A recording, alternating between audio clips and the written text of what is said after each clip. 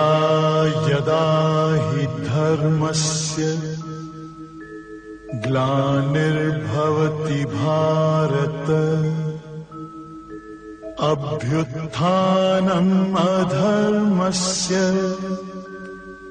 तदात्मानं सृजाम्यहम् परित्राणाय साधूनां विनाशाय च दुष्कृताम्। गीता चल रही है। अष्टावक्र गीता का पहले प्रकरण का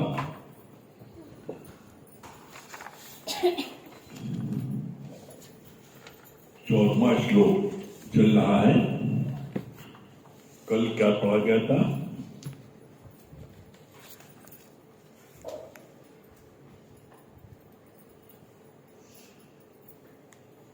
अर्जुन ने सैकड़ों लड़ाई लड़ी थी, पर अपने वालों से लड़ाई के समय उसके हाथ पांव कांपने लगे।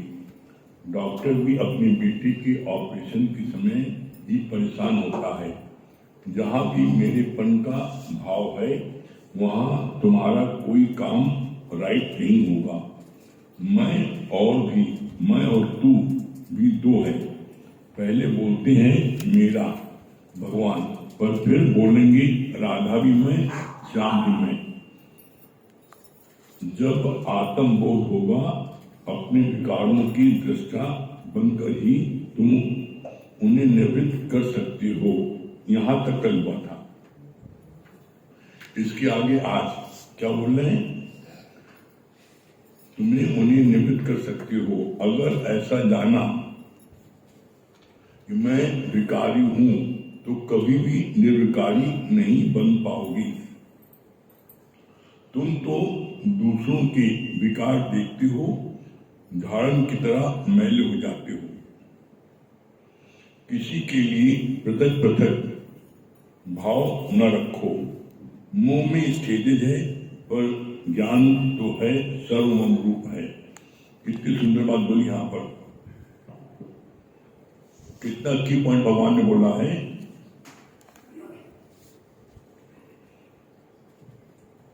अगर ऐसा जाना कि मैं विकारी हूं तो कभी भी निर्विकारी नहीं बन पाओगे।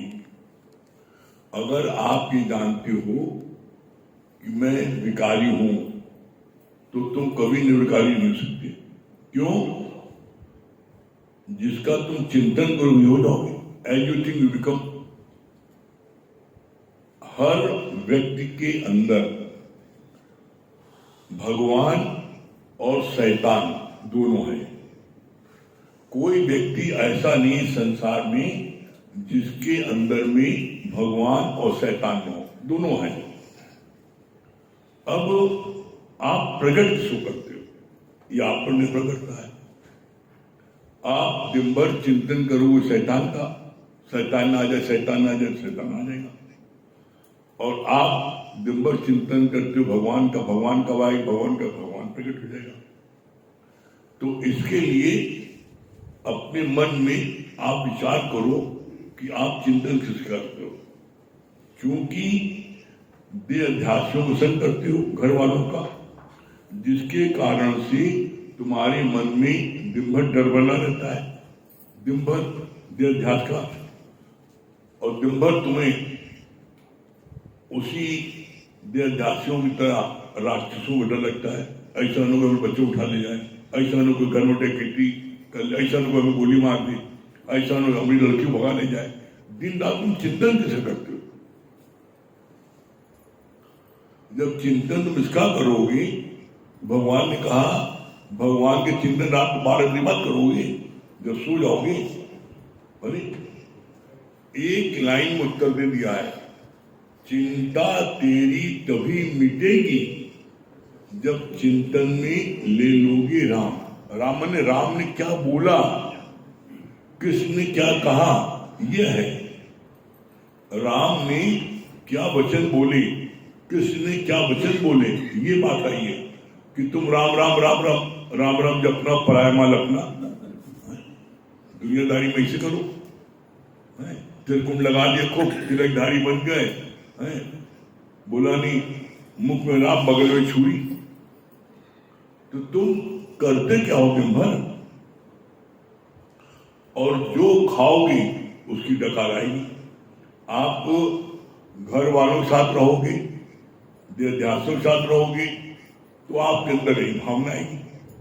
और आप गुरु का संग करोगे, सत्संग प्रेमों का संग करोगे, तो आपके अंदर में भावना आएगी कि हम किसी को कुछ करें, हम भी करें।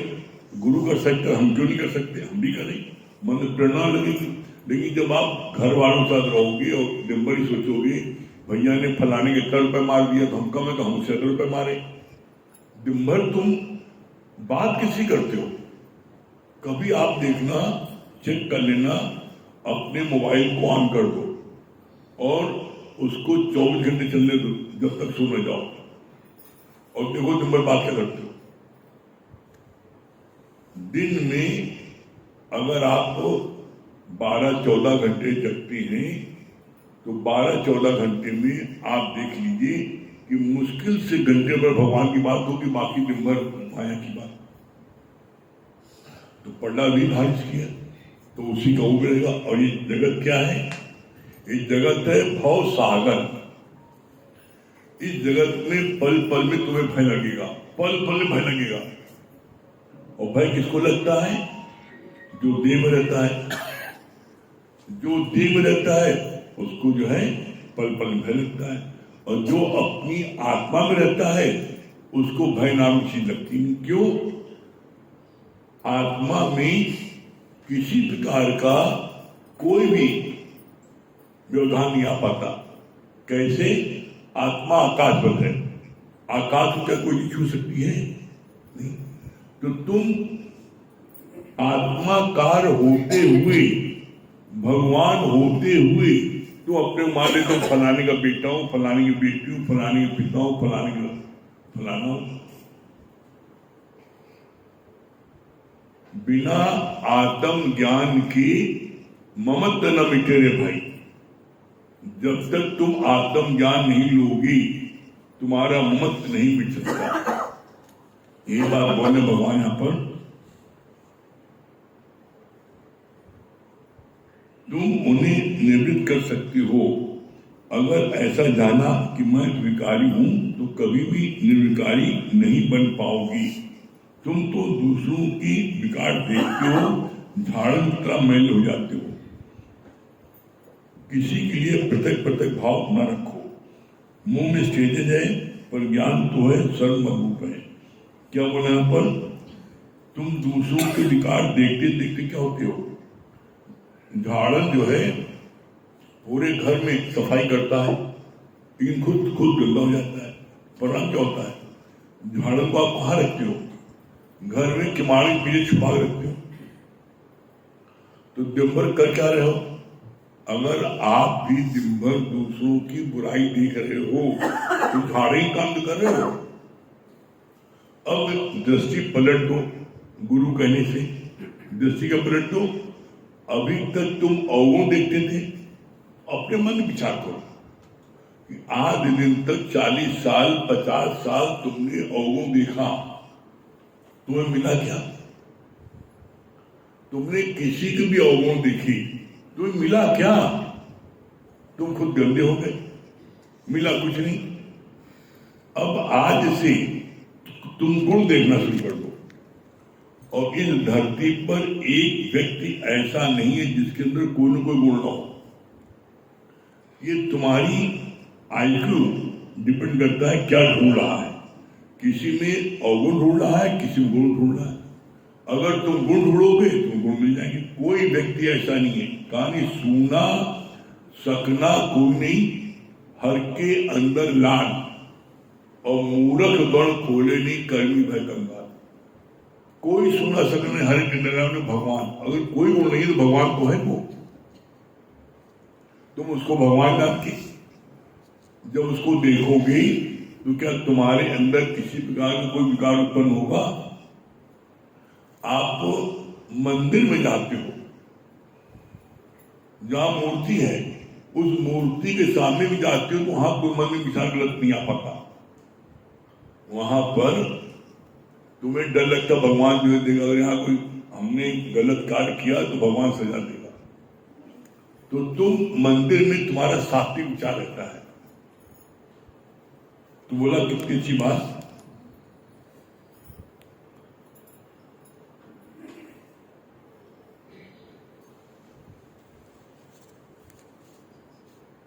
तुमको दूसरों के विकार देखते हो, धारण की तरफ पहले हो जाते हो, और किसी के लिए पृथक पृथक भाव। अगर आप ज्ञान तुमने नहीं दिया तो तुम्हारा पृथक पृथक भाव होगा। किसी से ज्यादा मोह होगा, किसी से कम होगा, किसी से बहुत अधिक होगा, किसी से नफरत होगी। बोला ज्ञान मिलने के बाद तुम्हारा सब में एक भावना चाहिए, सम दृष्टि होनी चाहिए, सम भावना चाहिए। सम दृष्टि सम भाव। सदगुरु के मन में सबके प्रति समदृष्टि होती है, संभाव होता है। हर कोई भी व्यक्ति गुरु के नजदीक होता है अपनी सेवा से, अपने भाव से। गुरु किसी को न नजदीक करता है और न किसी को दूर करता है। अपने भाव से कोई दूर हो जाता है और अपने भाव से कोई नजदीक हो जाता है। जिसके मन में अंधी श्रद्धा, अटूट विश्वास, अथाह प्रेम है, वो गुरु के नजदीक आता जाता है अपने कारणों से। और जो व्यक्ति जिसके मन में अंधी श्रद्धा नहीं है, कोई कर्म देख लिया, तो गुरु दूर होता जाता है। तो ऐसे में तुम गुरु को गुरु मत मानो। तुम एक नहीं 1000 बार परीक्षा ले लो, सुबह दोपहर शाम रात जब चाहे ले लो परीक्षा। गुरु मानने की आवश्यकता नहीं है। जब तुम्हारी सारी परीक्षाओं में जब तुम्हारी नजर में सफल हो जाए और जब तुम एक बार गुरु मान लो तो फिर पीछे नहीं पड़ता। मत मानो जब तक तुम पूर्ण विश्वास नहीं करता है। लेकिन जब एक बार तुमने सारी परीक्षा ली सब उसमें, उसके बाद में जब तुमको विश्वास हो गया, फिर तुमने अगर अविश्वास किया तो उसमें तुम्हारी बड़ी दुर्गत होगी। क्यों? तुमने जो है, जब तुम्हारे को अविश्वास होगा तो तुम गुरु दूर जाओगे। परिणाम क्या होगा? 1 2 साल 5 साल दूर होगे। चाहे तुम 5 साल दूर हो, चाहे 25 साल दूर हो, लेकिन घूम के तुम्हें आना ही पड़ेगा। क्यों? दुनिया में ऐसा सच्चा दर नहीं है। घूम के तुमको यहीं आना पड़ेगा। और जब तुम इतने दिनों, इतने सालों बाद घूम के आओगी तो तुमको अंदर बड़ा पश्चाताप होगा, मेरा इतना साल बेकार हो गया। अगर तुम उसे कंटिन्यूशन में लगे होते तो तुम मंदिर को कब पहुंच जाते? तुम मंदिर नहीं प्राप्त कर पाए जो गैप हो गया इतना। तो इसलिए कभी भी भूल के तुम सुनते हो, ठीक है, कोई हमारा मित्र है, कोई सखा है, हमारा पड़ोसी है, कुछ मान लो। गुरु को मत मानो जब तक तुम्हारे अंदर में हर प्रकार से विश्वास हो जाए। क्यों? गुरु जी ने बोला कि श्रद्धावान लभते ज्ञानम और अश्रद्धालु नाशान। अगर तुमने एक बार श्रद्धा रखी, सारी परीक्षा रखने के बाद, और उसके बाद में तुमने गड़बड़ किया तो फिर तुम्हें सजा जरूर मिलेगी। इसलिए वो कहते हैं कि तुमसे किसने कहा तुम गुरु मानो? किसने कहा तुमसे? जब तुम्हारे जीवन में परिवर्तन आता है, तुम्हें बड़ा आनंद मिलने लगता है ज्ञान से, और तब तुम्हारा अंदर वाला बोलता है। इसलिए बोला गुरु बहुत से हैं दुनिया में, हर क्षेत्र गुरु हैं। बदमाशों में उनके गुरु होते हैं, जो बमबाज होते हैं, गोलीबाज होते हैं, उनके गुरु होते हैं। कैसे बम मारा जाता है, कैसे गोली चलाई जाती है, कैसे जेब कतरों गुरु होते हैं। बॉम्बे में तो जेब कतरों स्कूल है, बॉम्बे में जेब कतरों स्कूल है। इतनी सफाई जेब काट देंगे, आपके 3-4 कपड़ा अंदर पहनो, अंदर काटने की पता ही लगेगा। वो गुरु है। और एक होता है सदगुरु। गुरु जो है वो अपने स्वार्थ से कोई चीज सिखाता है और उसका लाभ लेता है। जो सिखाते हैं तो उसका वो लाभ लेते हैं, लेकिन सदगुरु जो होता है वो किसी प्रकार का कोई लाभ नहीं लेता। सदगुरु है कौन? सदगुरु की पहचान क्या है? सदगुरु कभी किसी से कुछ नहीं चाहता। उसके मन में सिर्फ एक करुणा होती है कि जैसे हमको आनंद मिला है अपने गुरु के वचनों से, वैसे जो भी मेरे संपर्क में है उन सबको आनंद की प्राप्त हो जाए, इतना उसका लक्ष्य। और इसीलिए वो हर एक को सत्संग के लिए मोटिवेट करता है। क्यों? क्योंकि तुम कुछ भी कर लो, कुछ कर लो, बिन सत्संग विवेक न हुई। बिना सत्संग के तुम्हारा विवेक, मनुष्य योनि में एकमात्र एक्स्ट्रा उपलब्धि है विवेक। 84 लाख योनियों में किसी जन्म में विवेक नहीं मिलता, उसको बोलते हैं भोगवान योनि। मनुष्य योनि एक ऐसी होती है जिसमें आपको विवेक मिलता है। विवेक मतलब क्या होता है? अच्छे बुरे की पहचान। आपका विवेक आपको बता देता है ये अच्छा कार्य, ये गलत कार्य है। और ये किसी योनि में, इसीलिए बोला बिन सत्संग विवेक हो। सत्संग लेने पर ही मेरे विवेक की जागृत होती है।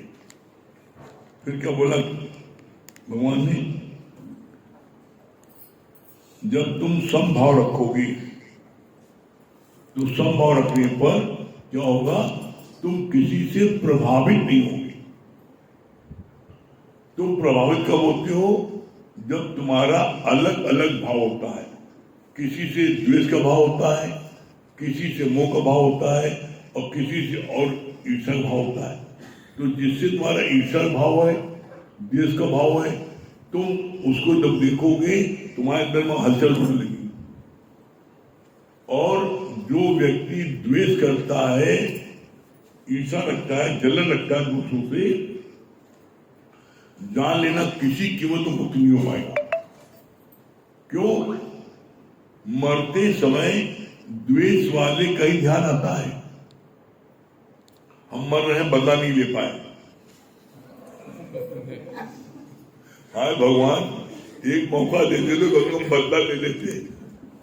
एक सज्जन थे, वो उनको किसी ने बड़ा बहुत एडवांटेज दिया उनका, लेकिन जब मौका पाया तो उसने उनको बिल्कुल जैसे दूध में मक्खी निकालते ऐसे उनको निकाल दिया, कुछ नहीं किया।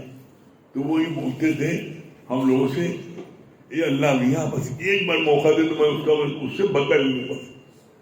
तो अब ऐसे भी रात दिन चिंता उसका हो रहा है, तो मरते समय उसका चिंतन आएगा, तो उससे बदला लेने के लिए उनको अगला जन्म लेना पड़ेगा। जैसे दादा भगवान से एक औरत ने बोला, दादा भगवान मेरा पति हमको बहुत मारता है, बहुत मेरी बेइज्जती करता है, बहुत अपमानित करता है। तो दादा भगवान ने उसको बाद जो डांटा, चुप चुप चुप। कहा क्यों चुप हो? कहा मैं अपनी दिव्य दृष्टि से देख रहा हूं कि जो तुम्हारा पति है वो पिछले जन्म में तुम्हारा नौकर था और तुमने उसको बहुत सताया। बुखार रहता था लेकिन काम कराती थी, खाना नहीं देती थी, उसको बहुत मारती पीटती थी। तो अब वो तुम्हारा पति बन के आया है, वही नौकर, और वो तुमसे बदला ले रहा है। इसलिए कोई भी व्यक्ति चलता है तो कभी उसका बुरा नहीं मानना, भगवान को कोसना नहीं। भगवान तुम्हें अगर अंधेरे अंधेर है, मैं इतना अच्छा चलता हूँ लेकिन मेरे लिए लोग बुरा करते हैं। नहीं, बुरा नहीं, अभी अच्छा तुम अभी कर रहे हो ना, पिछले जन्म में तुमने क्या क्या किया था उसका नहीं पता है। इसीलिए लाइन आती है, बिन भोगे छूटे नहीं कर्म रत भगवान। चाहे तो 7 कोठे में छुप के कोई कर्म कर लो, वो जो है भगवान को उनका कैमरा लगा है, सब देख लेते हैं, और उससे तुम्हें भोगना जरूर पड़ेगा। इसलिए गुरु जी बोलते हैं, ज्ञान मिलने के बाद समझ पग धरिए। ज्ञान मिलने के बाद में तुम समझ के पग रखो कि कोई तुमसे कार्य गलत होने पाए। जब सावधानी रखोगे तो कभी दुर्घटना नहीं होगी। सावधानी हटी, दुर्घटना घटी।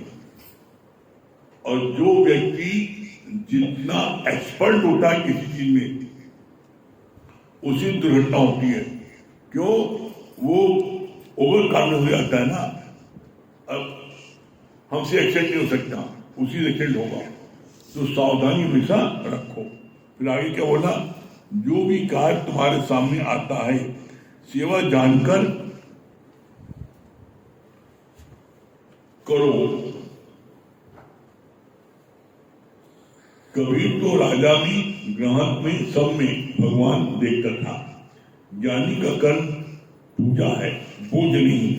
कोई भी तुम्हारे दुखों या कोई तुम्हें दुखी या परेशान दिखता है, जब तक उसे हंसा कि नहीं आओ तब तक तुम मत हंसना। अपना आप दिखा तुमने, कोई तुमको परेशान दिख रहा है, उदास दिख रहा है, मायूस दिख रहा है, रुआसा दिख रहा है, तो उसको अगर तुम अपना आप देखते हो तो उससे वो पूछोगे क्या बात भैया, तो उसको जब तक गुरु ज्ञान बता के हंसा तब तुम हंसता नहीं।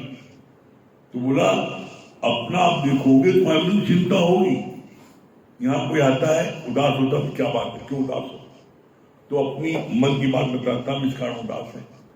तो कभी भी जीवन में कोई बात भी हो तुम उसको जब शेयर कर लो गुरु से, बड़े हल्के हो जाओगे।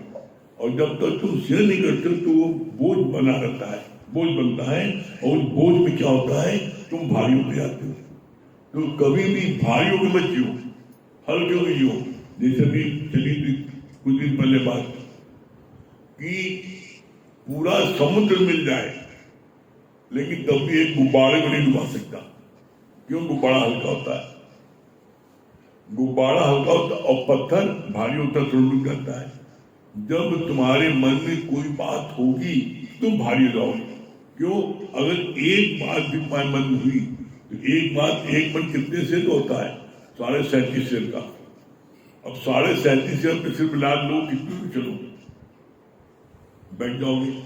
और फूल कितना हल्का होता है, आप फूल को नदी में डालो तैरता रहता है। तो उसी तरीके से आप ये हल्के कब होगे? जब आपके मन में किसी प्रकार का कोई विचार न हो। जिस दिन ये स्थिति हो गई आप समझ लो आपकी बड़ों की स्थिति हो गई। कैसे? जवाब इसका दिया गुरु ने, स्थिर मन ब्रह्म अखिल मन संसार। जिसका मन स्थिर हो गया, अमन हो गया, कोई विचार नहीं, जिसको बोलते हैं निर्विचार समाधि। मन को विचार ही नहीं आ रहा है, तो निर्विचार समाधि किसको लगेगी? जो हर समय पी की पचर में या पी के पचार में अपने भगवान के भजन मस्त है। किसी को वाणी बता रहा है, किसी सुन रहा है, तो दूसरी बातें नहीं कर रहा, तो उसको कभी भी उसका मन भारी नहीं होगा, उसके मन में कोई विचार नहीं आएगा। कभी अपने मन में आप देख लो, आपको विचार किसका आता है, मैं या मेरे का? कभी विचार आवा सत्संगी फलाना सत्संग 3 महीने से आ रहा है, क्यों नहीं आ रहा है? फलाना सत्संग बड़ा उदास है, क्यों उदास है? कभी उसका विचार आया नहीं।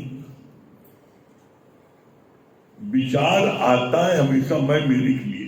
तो इसलिए जैसे कबीर जो है जुला था, वो राजा हो और चाहे रंग हो कोई हो, वो सब में भगवान को रूप दिखता था। और कोई भी चंदन लेने आता था, जो पजाता उसको दे देता था। ये नहीं कि अभी हम रखे कल महियों की तो बेचेंगे, कोई ले, सब में भगवान को रूप दिखता था। तो उसी तरीके से जब आपका भी समभाव होगा, समदृष्टि होगी, तो आप किसी चीज से प्रभावित नहीं होंगे और कहीं मन नहीं चलेगा। मन चलता ही कब है? जब मेरा अलग अलग विचार होता है, अलग अलग भाव होता है।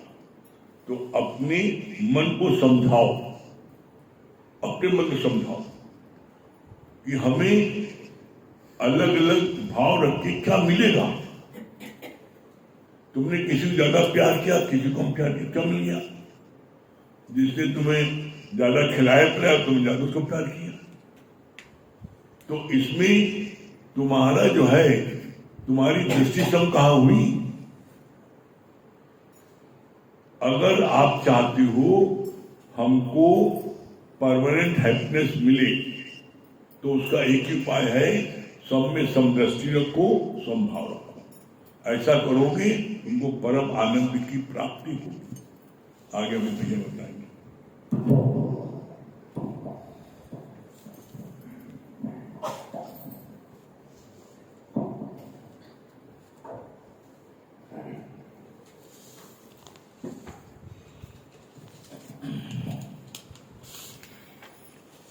सभी गौरियों, देखिए भारी होने पे बात चल रही थी तो विचार आ रहा था कि सही बात है, शरीर भारी हो जाता है तो भी कितनी परेशानी होती है। आप देखो तरह तरह की बीमारियां घेर लेती हैं, डायबिटीज, कोलेस्ट्रॉल, हाई बीपी, कमर दर्द, सर दर्द, हार्ट अटैक, लीवर फेल। सिर्फ शरीर के भारी होने में इतनी बीमारी से ग्रसित हो जाते हो जो दिखाई पड़ रहा। और मन की बीमारी वो तो अदृश्य दिख भी नहीं रही। सोचो किस तरह तुमको जकड़ लेती है। हर समय तनाव, घृणा, कुंठा, ईर्ष्या, द्वेष। जब आप मन से भारी होते हो तो ये सब चीजें पकड़ लेती हैं। और तुम भारी होते क्यों? जैसे गुरु ने बोला, दुख का मूल कारण है अज्ञान। क्यों? क्योंकि तुम समझते हो कि मैं करने वाला, मैं नहीं करूंगा तो कैसे होगा। और गुरुजी ने क्या बोला? करन करावन आपयाप मानुष के कछु नहीं। जब तुम गुरु के संपर्क में आते हो और गुरु तुम्हारे जीवन में वो सूर्य का प्रकाश लाता है, तब तुम देखो तुम कैसे हल्के हो जाते हो। क्यों? क्योंकि तुमको ऐसा लगता है कि जिन चीजों के लिए हम परेशान थे या हम अपने को जिम्मेदार समझते थे, हकीकत में हम करने वाले थे ही नहीं। उदाहरण जैसे मान लो बैंक वाले तुम्हारे घर में नोटिस भेज दें कि फलाने लाला के नाम पे 5 करोड़ रुपए का कर्ज है और ये कर्ज आपके पिताजी छोड़ और आपको इसको अदा करना। अब आप सोचो कितना मन में भार पैदा हो जाए, कितना परेशान हो जाए, कहां से पैसा लाए। लेकिन कुछ समय के बाद फिर नोटिस आ जाए कि भूलवश ये आपके पते पे आ, या आपका नहीं किसी और का था। अब उस 5 करोड़ रुपए अदा करने के लिए तुम कितना भारी हो, लेकिन एक पल में कैसे तुम मन से हल्के हो। अब यही चीज हम सब के साथ होती है। क्यों? क्योंकि हमारे अंदर एक पागल प्रोफेसर बैठा जो दिन रात इसी तरीके के अनर्गल चीजों को सोचता रहता है और हमको भारी करता रहता है। आप देखो जैसे उस माई के साथ हुआ कि वो एक माई थी जो बंदरगाह में नौकरी किया करती थी और एक बार बंदरगाह में बहुत ढेर सारी कपास की बोरियां जहाज में रखकर आई। उस जमाने में कपास को हाथ से काटा जाता था। अब जब उस माई ने इतनी ढेर सारी बोरियों को देखा तो उसके मन में भाव आया कि इतनी कपास कौन काटेगा, तो मर जाएगा। और उसी का चिंतन बारंबार बारंबार बारंबार वो करने लगी, जिसके कारण से मानो वो पागल सी हो। वहां पर जो सहयोगी कर्मचारी थे उन्होंने उसको समझाया कि माई ये कपास यहाँ के लिए नहीं आई है, ये अगले स्टेशन जाने के लिए आई है। लेकिन चूंकि उसने तो मन में धारणा बना ली थी और उसके मन से वो धारणा निकल नहीं पाई, जिसके कारण से मानो पागल सी हो। बहुत से डॉक्टरों को बुलाया और दिखाया, लेकिन कोई भी उस माई का इलाज नहीं कर पाया। फिर एक व्यक्ति ने बताया कि वो एक बूढ़ा डॉक्टर है, वो शायद इलाज कर। जब उसके संपर्क में आया तो डॉक्टर ने बोला कि मैं उस माई का इलाज कर दूंगा, लेकिन एक कंडीशन है कि मेरे उसके बीच वार्ता में कोई भी साथ नहीं बैठे। कहा ठीक है। उसने माई की सारी बातों को सुना और सुनने के बाद बोला कि माँ जी, चूंकि यहाँ पर ठंड बहुत अधिक पड़ती है और ठंड से बचने के लिए हाथ तापने के उद्देश्य से लोगों ने आग जलाई और उसकी एक चिंगारी उस कपास में जल, जिसके कारण से सारी की सारी कपास जल के राख हो। माई ने बोला सब जल गई? कहा हाँ माँ जी, कुछ भी नहीं बचा। अब जब उसने ये वाक्य को सुना तो जिन उलझनों में वो उलझी थी वो वापस अपने स्वरूप में बाहर आ गई। अब वो माई कौन है? हम लोग। दिन रात ये कैसे होगा, लड़का कैसे सेट होगा, मकान कैसे बनेगा, व्यापार कैसे होगा, भोजन कैसे बचेगा, आप देखो कैसे कैसे थॉट्स मन में आते हैं। और तो सब सही है, अच्छा आज तो ठीक हो गया, कल भी ठीक होगा कि नहीं है, और कोई परेशानी ना आए तो मन इस बात के लिए ही डराता है कि ऐसा ना हो कि जो है तुम्हारे पास वह तुमसे छीन ले। आप देखो कैसे कैसे भय मन अंदर ही अंदर क्रिएट करता है और फिर अपनी अज्ञानता के कारण उसी को सोच सोच के उसी से डरता है। फिर गुरु जब तुम्हारे जीवन में आता है तो वो क्या करता है? वो तुम्हारे जीवन में वो एक तीली लगाता है।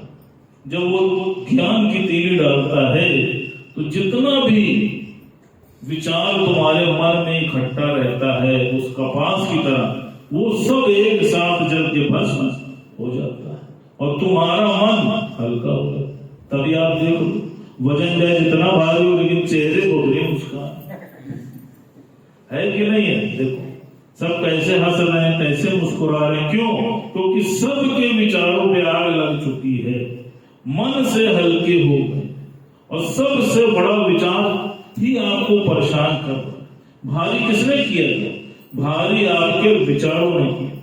और ज्ञान में आने के बाद गुरु क्या करता है? उन विचारों में तीली लगा कर उनको नष्ट कर देता है और क्या कहता है?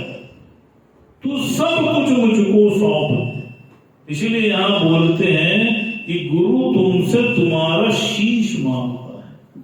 तुम दो तो सही, लेकिन तुम इतने चालाक हो कि तुम गुरु से कहते हो गुरु जी तन मन धन सब तेरा, और बाहर निकलने के बाद सब तेरा चल रहे।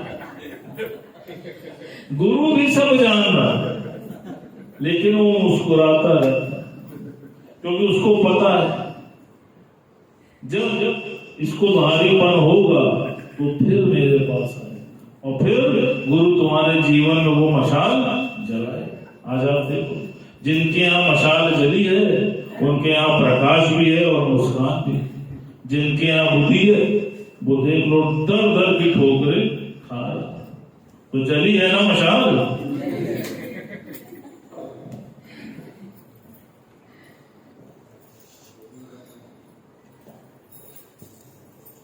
सभी प्रेमियों को हरे राम राम। जन्म जन्म का साथ है तुम्हारा हमारा, हमारा तुम्हारा। जन्म जन्म का साथ है तुम्हारा हमारा, हमारा तुम्हारा। करेंगे सेवा हर जीवन में, पकड़ो हाथ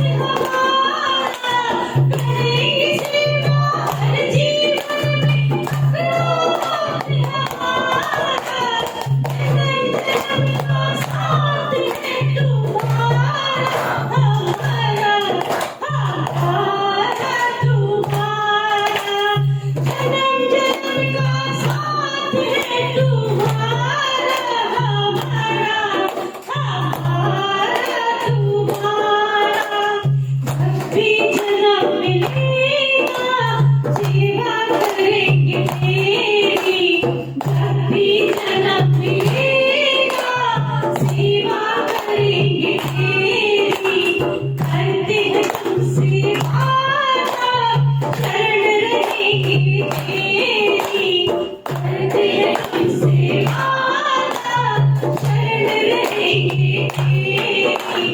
हर जीवन में बन कर साथी तेरा साथ हमारा। हर जीवन में बन कर साथी तेरा साथ हमारा। जन्म जन्म का साथ है तुम्हारा हमारा, हमारा तुम्हारा। जन्म जन्म का साथ है तुम्हारा हमारा, हमारा तुम्हारा।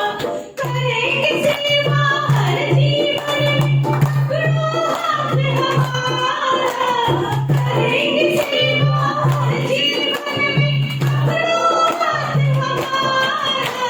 जन्म जन्म का साथ है तुम्हारा हमारा, हमारा तुम्हारा। दुनिया बनाने वाले ये सब तेरी माया। दुनिया बनाने वाले ये सब तेरी माया।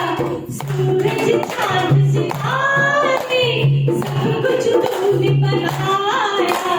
सूरज चांद सितारे सब कुछ तूने बनाया। फंसना जाऊं माया में कहीं आशीर्वाद तुम्हारा। फंसना जाऊं माया में कहीं आशीर्वाद तुम्हारा। जन्म जन्म का साथ है तुम्हारा हमारा, हमारा तुम्हारा। जन्म जन्म का साथ है तुम्हारा हमारा, हमारा तुम्हारा। करेंगे सेवा हर जीवन में पकड़ो हाथ हमारा। करेंगे सेवा हर जीवन में पकड़ो हाथ हमारा। जन्म जन्म का साथ है तुम्हारा हमारा, हमारा तुम्हारा। अब से होश संभालना, अब से हमने जाना। अब से होश संभालना, अब से हमने जाना। तेरी भक्ति नाम ले तो जीवन व्यर्थ गवाना। तेरी भक्ति नाम ले तो जीवन व्यर्थ गवाना। करवाई इंसान जगत में तेरा तुम्हारा। करवाई इंसान जगत में तेरा तुम्हारा। जन्म जन्म का साथ है तुम्हारा हमारा, हमारा तुम्हारा। जन्म जन्म का साथ है तुम्हारा हमारा, हमारा तुम्हारा। करेंगे सेवा हर जीवन में पकड़ो हाथ तुम्हारा। करेंगे सेवा हर जीवन में पकड़ो हाथ हमारा। जन्म जन्म का साथ है तुम्हारा हमारा, हमारा तुम्हारा। जन्म जन्म का साथ है तुम्हारा हमारा, हमारा तुम्हारा। तुम्हारा हमारा, हमारा तुम्हारा, तुम्हारा हमारा। कौन बता रहा है? हाँ, अपर्णा जी। हरिओम गुरु जी, हरिओम भैया। बहुत अच्छी लगा आज आपने बताया कि गुरु और सदगुरु में गुरु जो सिखाता है वो अपनी उसमें स्वार्थ रहता है और उसी स्वार्थ को पूरा करने की मांगता है। और जो सच्चा सदगुरु होता है वो हमेशा आग समान बनाता है। वो खुद अपना जो गुरु से सीखता है वो सब में बांटने की और उसको संवारने की कोशिश करता है। मन हमारा चलता कब है जब अलग अलग विचार आते हैं। अगर हम समदृष्टि संभाव रखेंगे, अगर हम ऐसा करेंगे तब हमें आनंद भी करते हैं। कि ज्ञान तो इतना सुनते हो, क्या तुमने कभी किसी दुखी का दुख हरा है? उसका मतलब कि अपने उसके मन का जान कर गुरु के वचनों से उसको हंसाया है? अगर हंसाया है तब तुम्हें ज्ञान लगता है। सच में गुरु जी, ये तो हम लोग अनुभव करते हैं, सच में बहुत आनंद आता है। और वो जन्म भर आपको इतना प्रेम करता है, मतलब कि लगता है कि क्या दे दिया है। भैया की बात बहुत अच्छी लगी ना कि हम लोग विचारों से ही भारी होते हैं। आज गुरु ने विचारों को ही बदल दिया है कि तेरा कुछ न बिगड़ेगा, सतगुरु शरण आने के बाद। तो हर इंसान को मतलब भगवान देखो विचार कर देखेंगे, ये देखना हरिओम गुरु जी, बहुत अच्छा आपने बताया कि ज्ञान मिल जाने के बाद आदमी को समझ कर पग धरने की अनुभव हो जाता है। और भैया ने बहुत अच्छी बात बताया कि अगर शरीर भारी हो जाती है तो कई तरह की तकलीफ होती है, चलने में फिरने में बहुत सी बीमारियां हो जाती है। और मन अगर भारी होता है तो तमाम बीमारी हो जाती है, जैसे मान लीजिए बीपी है, शुगर है। गुरुदेव के चरणों में कोटि कोटि नमन। और गुरु जी हमारा मुझे एक प्रश्न जो है मन चिंतन मनन में यहाँ से देश लेने के बाद किया, तो एक प्रश्न है वो पूछना है। प्रश्न कर पूछना, समय जब बैठते हैं ना उस वक्त जरूर, ठीक है। कल पूछना तो संडे, कल प्रश्न उत्तर देंगे। हरिओम गुरु जी, हमको ये बात अच्छी लगी कि जैसे हम लोग कहते तो है कि तन मन धन आपका, लेकिन ये आप सत्संग से बाहर निकलते तो सब कुछ चाहिए। तो संभाव समदृष्टि, संभाव जब समदृष्टि में रहेंगे तो ज्ञान भी लगेगा और अंदर से खाली भी रहेंगे। ये बात अच्छी लगी कि कोई आदमी सामने है तो फिर उसकी बुराइयों को नहीं देखो, उसकी अच्छाइयों को देखो। उसकी अच्छाइयों को देखोगे तो अपने में अच्छा भाव ही आएगा, तकलीफ नहीं होगी। और भैया की ये बात हमें अच्छी लगी कि संभाव होना चाहिए, मतलब कि जैसे कि हम विचारों में खोए रहते हैं कि मतलब परिवार में खोए रहते हैं, अगर हम सबको संभाव देखेंगे तो हमें बीमारी नहीं होगी।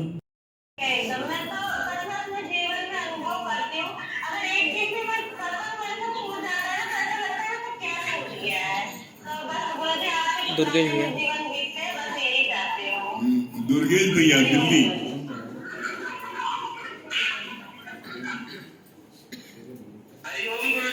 हरिओम, क्या बोले दुर्गेश भैया?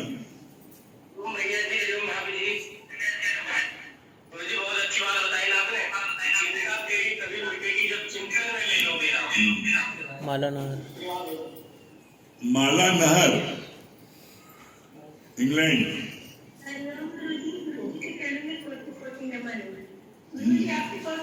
परमानेंट हैप्पीनेस रखना है तो संभाव समदृष्टि रखना होगा। संभाव समदृष्टि रजत भैया जयपुर। भैया ने बहुत अच्छा आया, बहुत अच्छा बताया। फिल्म के रावण आप पर आप पानी से नहीं कछुआ। हमारे में पागल प्रोफेसर बैठा हुआ है ना, तो कुछ ना कुछ इधर उधर की बात से पता रहता है। जब हम हल्के होकर रहेंगे तो डूबेंगे नहीं, और वो हल्कापन हमें गुरु जी के सत्संग लेने से जरूर आएगा। रजत भैया जयपुर। हाँ, रजत भैया जयपुर। हाँ, क्या बोल रहे थे भैया?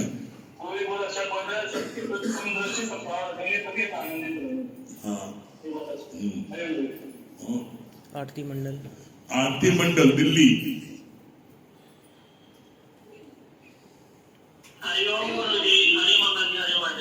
हाँ, अमन भैया क्या बता रहे हैं? मुझे बात बहुत अच्छी लगी कि गुरु के प्रति हमें अभी श्रद्धा, विश्वास और आस्था प्रेम रखनी चाहिए, तभी हम मंजिल को प्राप्त करेंगे। बात बहुत अच्छी लगी। आप प्रयागराज आए थे गुरु पूर्णिमा के अवसर पर, आपका अनुभव नहीं हो पाया था। हमको किसी प्रेमी ने याद दिलाया कि अनुभव बता, क्या अनुभव आपका रहा? प्रयागराज इलाहाबाद आए थे गुरु पूर्णिमा पर, आपने क्या फील किया? जी गुरु जी, मुझे सच में कि मतलब प्रयागराज जब हम गए वहाँ पर जाकर के इतना अच्छा लगा। इस प्रकार मतलब वहाँ पर इतना प्रेम, इतना भाव मिला। हमारे जो पेरेंट्स हो किसी कारणवश नहीं आ पाए गुरु जी, लेकिन इतना अच्छा लगा कि उनकी एक सेकंड भी याद नहीं आई, एक पल भी याद नहीं आया कि वहाँ पर हमारे पापा मम्मी नहीं है। इतना प्रेम हर चीज सबने अंकल जी ने इतना दिया, भर भर के दिया। किस प्रकार आपके धाम आए, गुरु धाम आए, कितना अच्छा लगा। मतलब ऐसे लगा था कि अपने भगवान के पास जा रहे, अपने भगवान से मिलने जा रहे। गुरु जी बहुत अच्छा लगा, सही में बहुत अच्छा अनुभव रहा, सब कुछ अच्छा लगा। बिट्टू रानी क्या बोल रही है? आपके धाम आते रहेंगे, आशीर्वाद मांगते हैं। हाँ, बिट्टू रानी। तो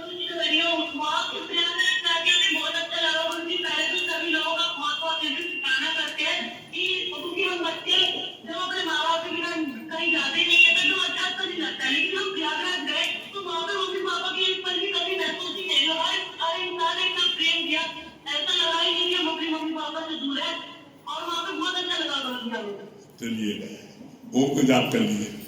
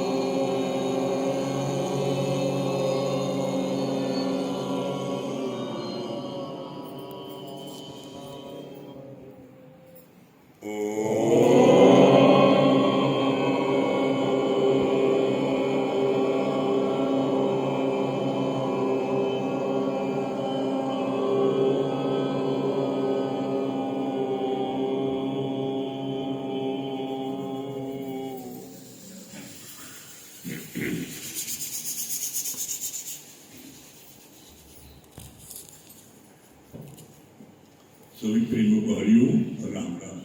कल संडे स्पेशल डे